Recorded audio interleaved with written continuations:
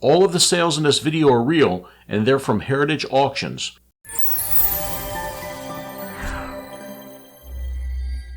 Hey, what's up, Coin Fam? In today's video, I'm going to show you some dimes that would make a great addition to your coin collection or investment account because they sold for a whole lot more money than what a dime should sell for. You'll learn how to identify these rare dimes.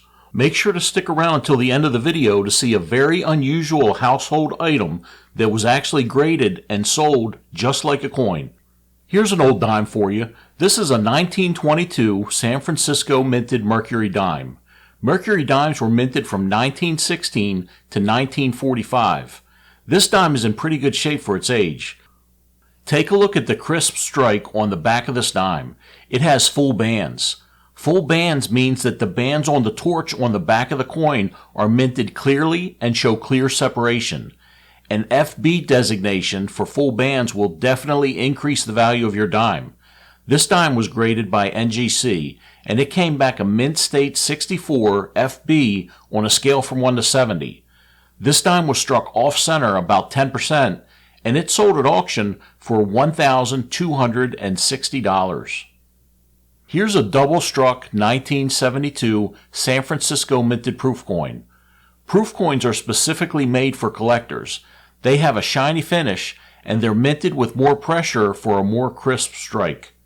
This dime didn't line up properly, and both strikes are off-center. This dime should have been included in a proof set, but somehow it made it out of the mint. It was graded proof 65 and sold at auction for $1,800. This dime isn't an error coin, but it's still a dream coin for coin collectors. This is a 1999 Denver minted Roosevelt dime. It was graded mint state 69 FB. FB, or full bands, is a designation referring to the two sets of bands around the torch on the reverse of the dime. This picture is too blurry to see the bands. Here's a better one. To qualify for this designation, the coin must grade at least MS60. It needs to have full separation between the upper and lower horizontal bands on the torch, and finally, there can't be any significant cuts or marks across those horizontal bands. The image on the left does not qualify for full bands, but the image on the right does. This dime sold at auction for $1,800. Take a look at this next dime. This is a 1981 San Francisco minted Roosevelt dime. It's a proof coin, so it was minted with special dies. Proof coins are minted specifically for coin collectors. This coin graded 68 Ultra Cameo, and this is a mint error coin. After the dime was struck by the die, a blank planchet came in between the dies and was struck between the dime and the die. This caused the obverse of the coin to be thinned out and drawn upward, resulting in a stretched appearance of Roosevelt's portrait. You can see ghost images on the back of this dime. This rare dime error was sold at auction for $2,185. Take a look at this off-center Lincoln cent strike over a dime. There's no date on this dime because of the placement of the penny stripe. The Lincoln cent was struck about 75 off-center on the dime. This coin was graded mint state 64 by NGC, and it sold at Heritage Auctions for $2,300. Check out this die cap error. This is a 1964 Roosevelt dime graded mint state 67. This coin has a mint error called a die cap. A die cap is when the coin gets stuck to the die and the edges start to curl up around the die like a bottle cap. This is called an obverse die cap because the coin was stuck to the obverse die. You can't see any detail on the back of this dime. This die cap dime sold at auction for over $2,600. Believe it or not, this Denver minted dime is one of only two in existence in its grade, and that makes it very valuable. This Roosevelt dime was minted in 1980. As far as grades go, this one is mid-range for mint state. It graded mint state 66 with the full bands designation.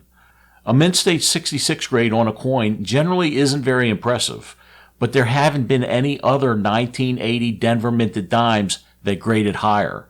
In fact, there are only two of these known to exist.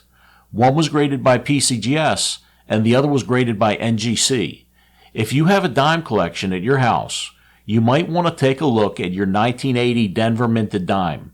If it looks like it's a higher grade than this one right here, it could be worth thousands. Take a look at this mint error dime. This is called a clash die error on a 1973 proof dime. This dime was graded Proof 68 Ultra Cameo, and it was minted in San Francisco. This dime was struck 3 times with clash dies. A clash die is a die that comes into contact with another die when there's no planchet loaded. This can result in the dies damaging each other by pressing details from one die into the other die.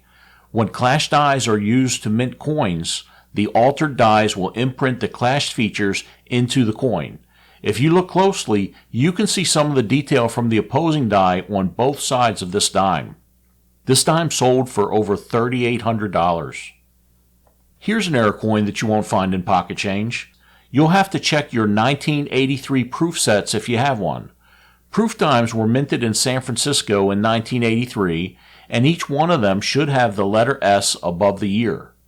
At least 2 of these proof sets contain proof dies with no mint mark at all. Don't be fooled by circulation strike no mint mark dimes. A coin without a mint mark usually means it was minted in Philadelphia. This 1983 no mint mark proof dime graded Proof 70, the highest grade possible, and it sold at auction for $8,225.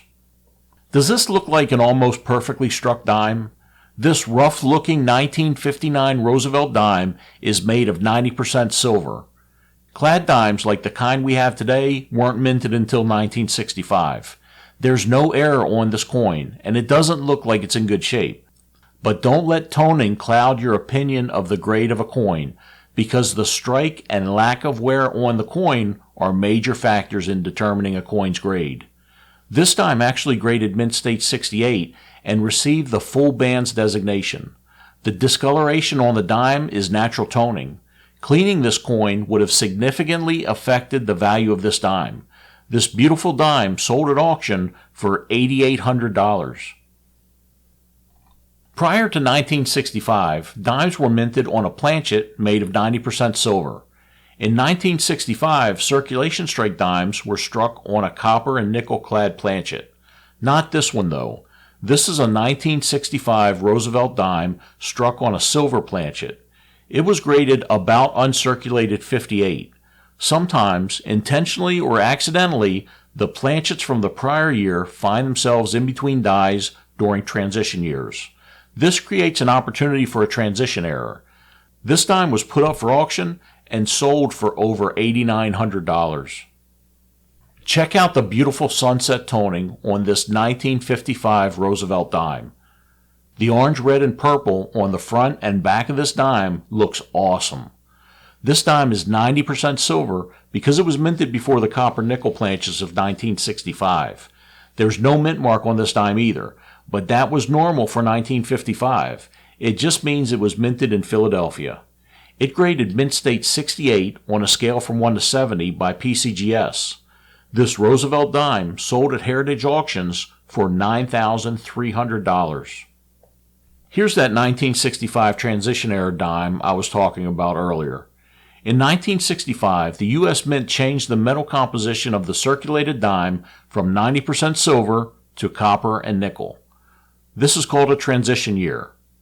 It's always good to weigh your transition year coins to see if they were struck on an old planchet. Dimes from 1964 and earlier should weigh 2.5 grams. Copper nickel dimes minted 1965 and later should weigh about 2.27 grams. This 1965 dime graded Mint State 62. It weighed in at 2.5 grams. Because this dime was minted on the old silver planchet, it sold at auction for $14,400. $26,400 is what you would have sold this dime for if it were yours. The date on this dime doesn't exist because it was struck between 2 reverse dies. This isn't one of the double-sided gimmick coins. This one is the real deal. It was submitted to PCGS for grading and came back Mint State 64. This is a crazy-looking dime error. At first glance, it looks like a penny, but if you flip it over and take a look at the back or the reverse of the coin, it's a dime. A mint employee loaded the coin press with an obverse penny die and the reverse die for a dime. This is what's called a muled coin. The penny is muled with a dime reverse. It was graded mint state 66 red. This penny-dime combo sold at heritage auctions for $114,000. Earlier in this video, we talked about the 1983 No S dime. This is the 1975 No S proof dime. It's important not to confuse this with the Business Strike 1975 No S dime. Business Strike dimes are normal dimes you see in circulation. Dimes in circulation that don't have a mint mark are normal and were minted in Philadelphia. Now, a proof dime is a different story. If you have a proof dime, you'll know it. Your proof dime will be encased in plastic with other denominations. Proof dimes in 1975 were minted in San Francisco, and they should have an S mint mark. This no mint mark proof dime is extremely valuable. This one graded proof 68, and it sold at auction for $456,000. Look at this crazy coin error. Someone at the mint was bored and passed this 6-penny nail in between the dime dies. The image of the dime was imprinted into the nail, but the nail wasn't wide enough to pick up the full dime imprint, including the date. The nail with the dime imprint was actually submitted to PCGS for grading. The piece was graded mint state 65, and someone actually paid over $42,000 for it. Don't forget to hit that subscribe button. Thanks for watching.